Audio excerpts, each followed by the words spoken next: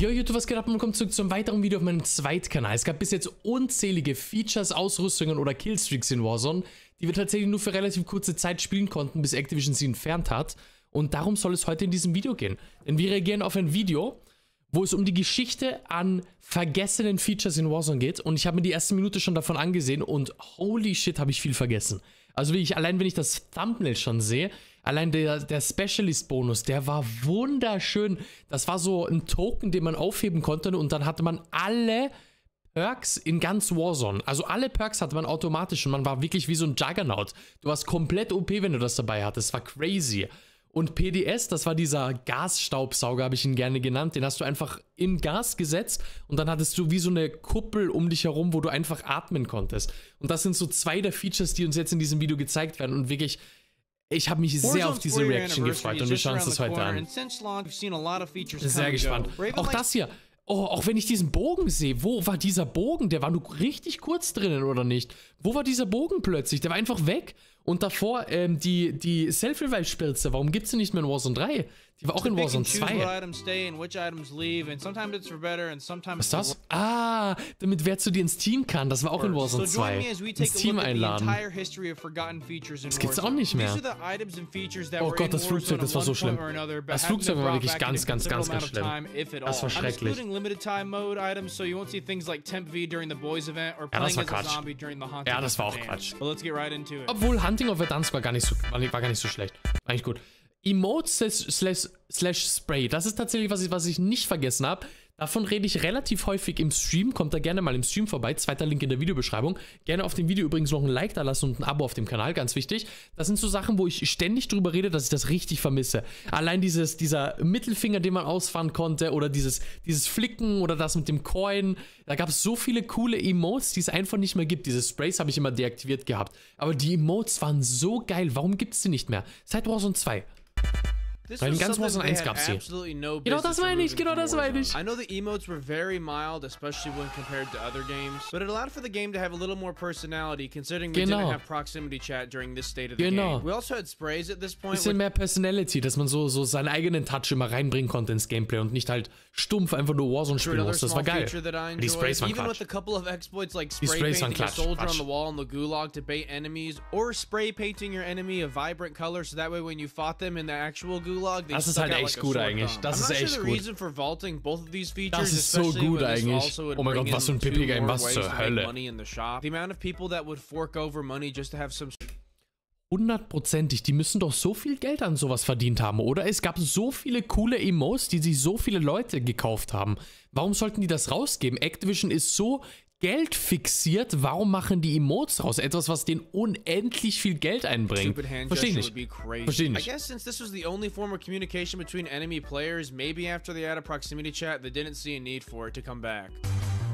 Ah, ja gut, das ist fair. Sie haben Proximity Chat eingeführt und sie haben das vielleicht deswegen entfernt, weil man das halt als Methode, um mit dem Gegner zu interagieren, verwendet hat und jetzt gab es halt einfach Proximity Chat und du kannst einfach mit deinem Gegner reden. Ja, ist ein bisschen ein Grund, aber will ich dennoch nicht sagen. Shield Turret? Oh mein Gott, das war nur Verdansk, glaube ich, das war schrecklich. Das war so kacke eigentlich.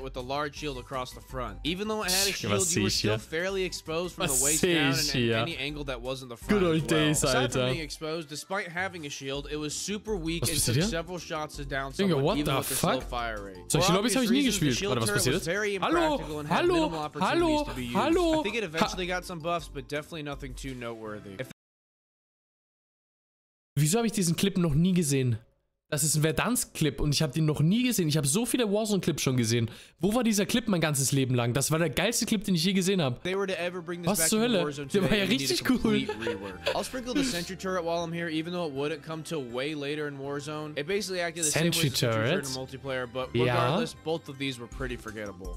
Ja, er meint, both of these were pretty forgettable. Das unterschreibe ich ja beide komplett vergessen.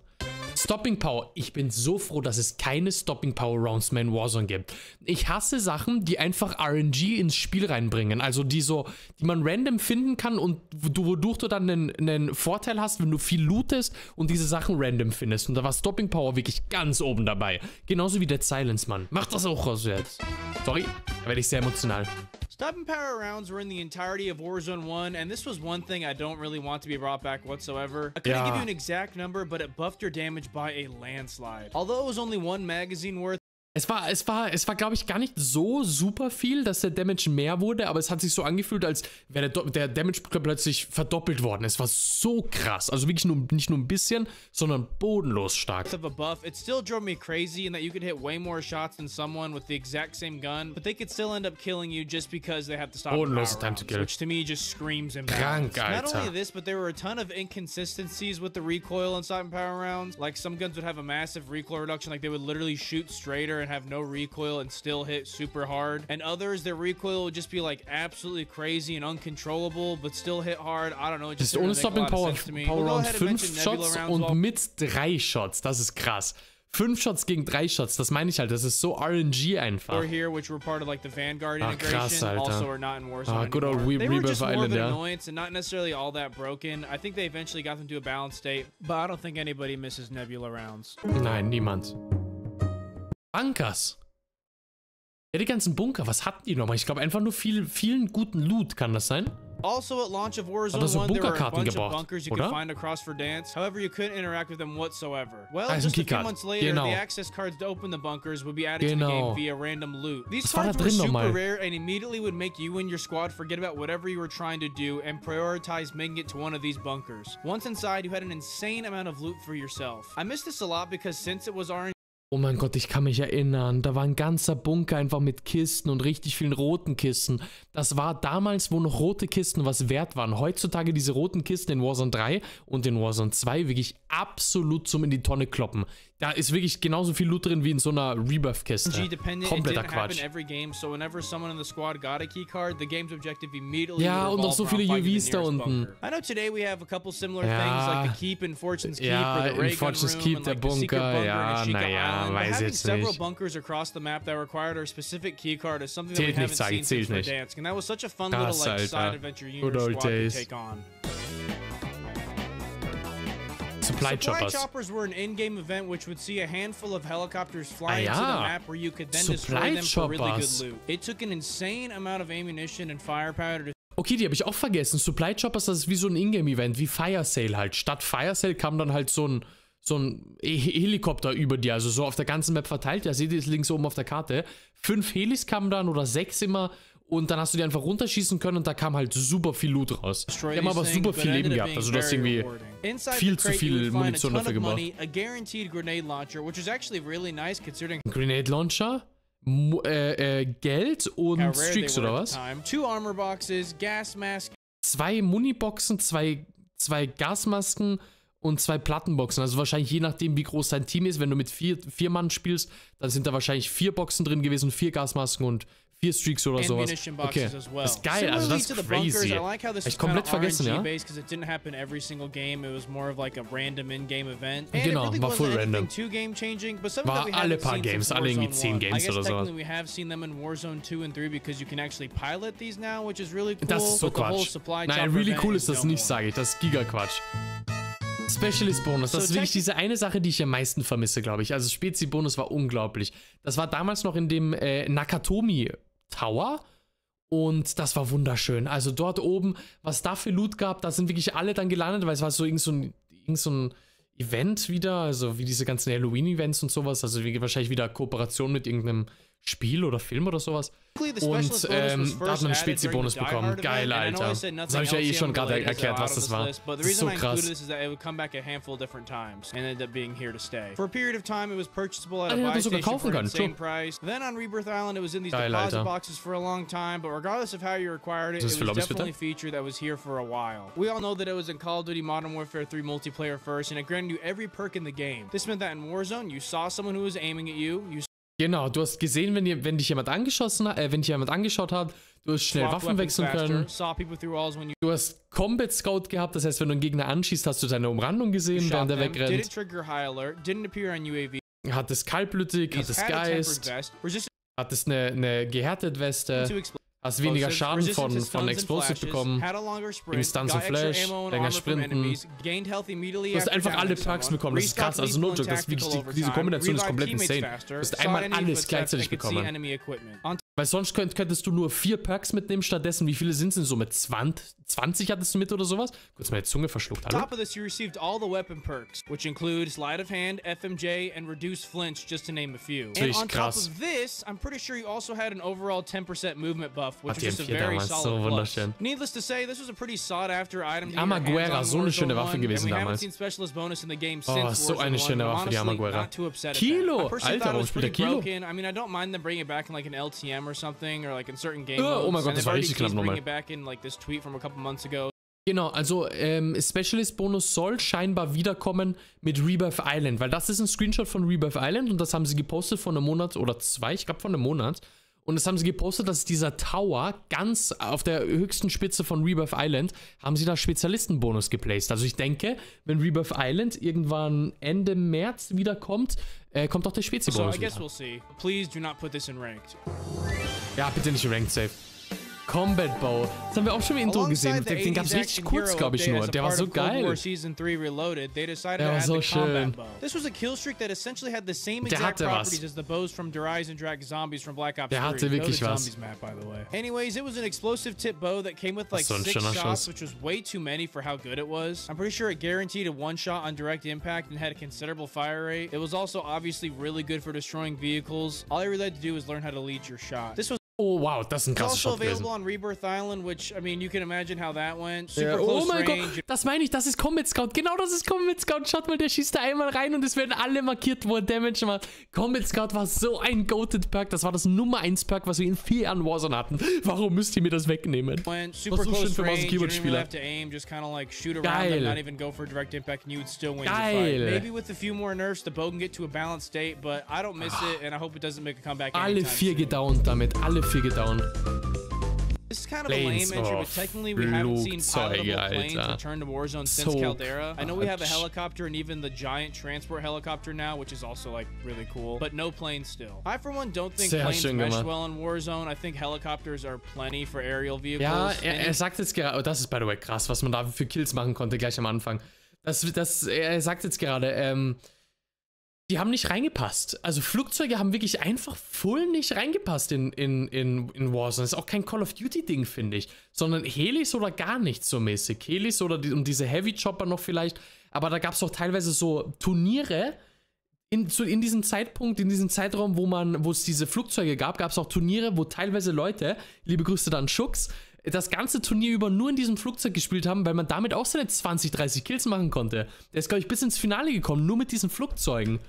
Ohne auch nur einmal mit seiner Waffe zu schießen. Das ist so krass, ja. Schau dich an, wie viele Kills der da machen kann. Crazy. Ja,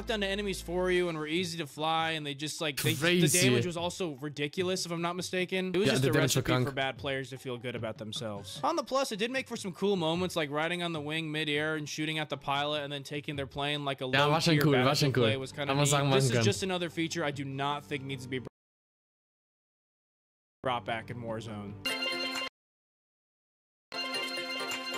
PDS, also der Gasstaubsauger. That allowed you to breathe in the gas without having to use a gas mask. It essentially created a little circle of safety from the gas that your teammates could also use. If your team needed to tank some storm damage just to get a game plan together, das habe ich viel zu selten gemacht. Also den Play, den er hier gerade macht, also einfach in die Zone vorfliegen, das PDS unter dir placen, eine gute Position suchen und dann PDS halt placen und dann einfach die Leute holen. Das habe ich viel zu selten gemacht. Kaum eigentlich. Das ist ein guter Play. Genau, und jetzt kriegt er keinen Damage mehr. Krass, hat er gut gemacht. As far as balancing goes, I don't think it's overpowered because if I'm not mistaken, it made a considerably loud noise that other people could hear, often ja, genau, und es wird halt auch auf der Karte angezeigt. By the way, I think they like teased that it was coming back, like in a tweet or something a couple weeks ago. With the new looting system, stowing multiple of these could be problematic, so they maybe have to nerf it when they bring it back. But overall, I cannot wait. Ich hoffe auch, dass sie es nicht zurückbringen. Wenn, müssen sie es das irgendwie so machen, dass man nur eins gleichzeitig mitnehmen kann oder so. Weil sonst kann man wieder so Gas-Glitches halt einfach machen. Also, dass man dann ganz im Endgame out of zone rennt und nicht fighten will, weil man gegen Vierer-Team ist oder sowas. Und dann die Dinge halt die ganze unter sich placen, dann gegen das Vierer-Team gewinnt. Portable Redeploy. Oh, diese Portable Balloons, oder? Die waren geil. Die war sehr, sehr geil. Verstehe ich auch nicht. Die waren wirklich sehr, sehr nice. So mobile Ballons halt. Genau.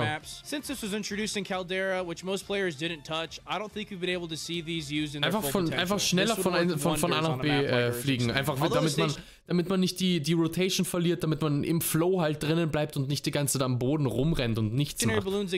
Ganz auf Gegnern drauflanden konnte, das war geil. As far as resurgence goes, I don't think this is a real necessity, especially on a map like V1nKub. I think there's a lot of stationary balloons and like adding portable ones would just be a little redundant.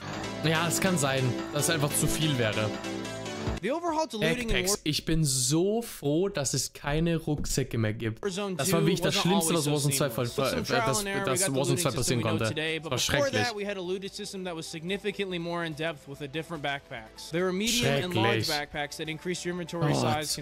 Der mich so getriggert.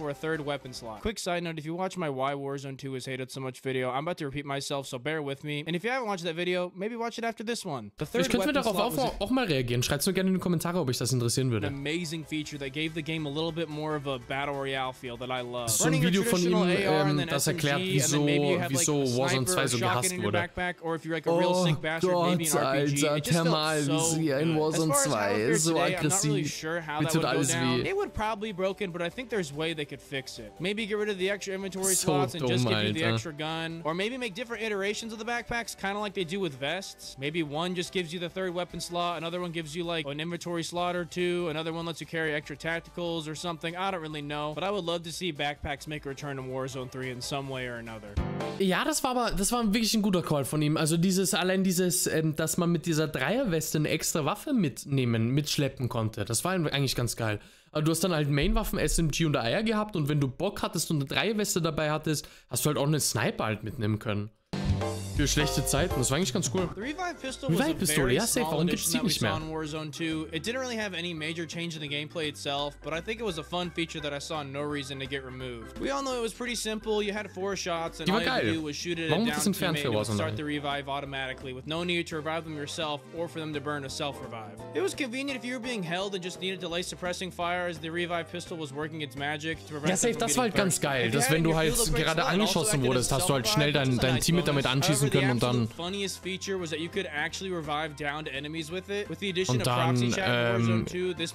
halt währenddessen noch fighten können. And since you can't give up while you're being revived, you could in theory revive someone 4 times without them having a chance to do anything about it, which is the ultimate BM. Der Arme, Alter. Simulation. When Warzone 2 launched, so did DMZ, and inviting players to your squad was a feature in DMZ that they wanted to implement into Warzone. For those of you that didn't know, you could invite enemies to join your squad for the rest of the game. The way you did this was through holding the ping button down and sending an invite, and then nearby players could accept or decline the invite. Genau, das habe ich auch mal gemacht. Da habe ich mal Quads gespielt. Solo-Quads habe ich gespielt und da war ein Trio vor mir und ich habe die einfach gefragt, ob die teamen wollen und dann bin ich in deren Team reingegangen. Und dann haben wir die Runde, glaube ich, sogar gewonnen. Das war echt lustig eigentlich. The only catch is that their squad has to be left or like solo queuing. So if there was a team that was trio, no-filling quads, and there was a solo quad, no-fill player collided, then the trio could invite the solo to be in their squad. And now they would function as a full quad team. This was honestly a pretty cool feature that kind of helped players to... Wieso sind die hier gerade zu 6? Das ist möglich? Das war möglich, dass man zu 6 rumrennen konnte? In Trios? Utilize proxy chat to bring 2 teams together. And at launch of Warzone 2, if I'm not mistaken, there was a trios mode that allowed you to squad up to teams of 6. So in theory, you could find es gab einen speziellen Modus dafür. Okay, safe. The whole entire match. I think this mode was meant to kind of like showcase this feature, but I don't think it really worked, if I'm being honest. I doubt a lot of people even know this feature existed, and even nein, niemand. Aber ich spiele jeden Tag 10 Stunden dieses Spiel und ich wusste nicht mal, dass das geht. Das ist wirklich unnötig. Enjoyed and please let me know if I missed anything and let me know what features. Ey, das waren wirklich, also das waren so viele Features, die ich von vorne bis hinten einfach straight vergessen habe.